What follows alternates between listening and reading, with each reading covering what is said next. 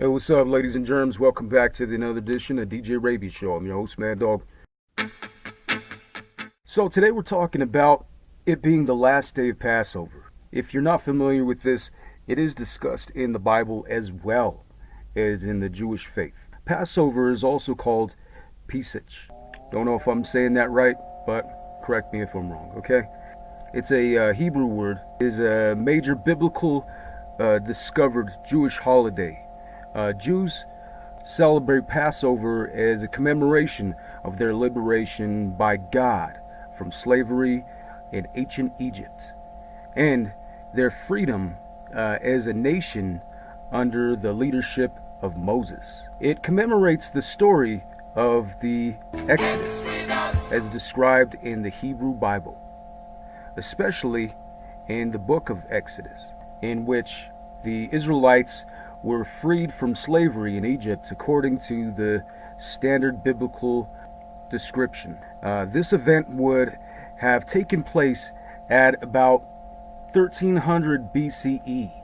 Passover is a spring festival which during the Temple of Jerusalem was connected to the offspring of the first fruit of the barley. Barley being the first grain of riped and harvested in the land of Israel.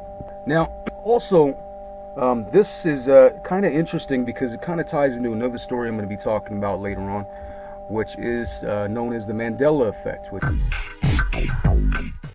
the Mandela effect, if you're familiar with it, is the idea that something you remember is not accurate according to what's going on. And it's not even just you, it's a widespread of different people remembering and recurring a time in history or in their lives that they experienced or something they know to be true and found out it was false.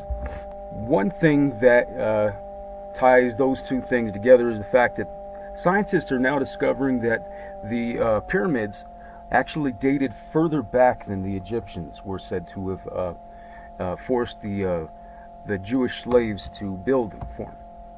And if that's the case, does that take away from the fact that there was even Jewish slaves back in the Egyptian era anyway?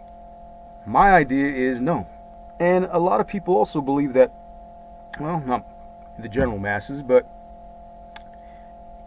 ancient astronaut theorists believe that the hieroglyphs and some of the pyramids and the Sphinx were all developed and built by extraterrestrials. Now, if that's the case, did they really need Jewish slaves? I think yeah.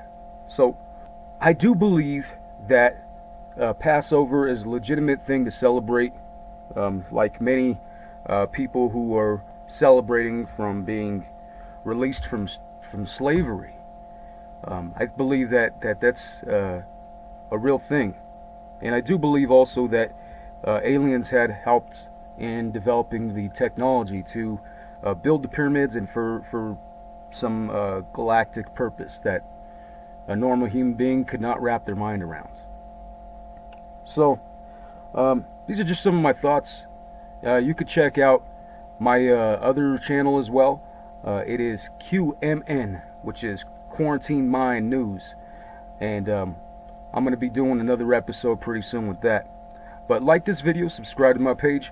Don't be scared. Write me a message if you think that either A, you looked in some of the stuff and you believe what I'm saying, or B, you have evidence to prove otherwise. I love the conversations. Peace.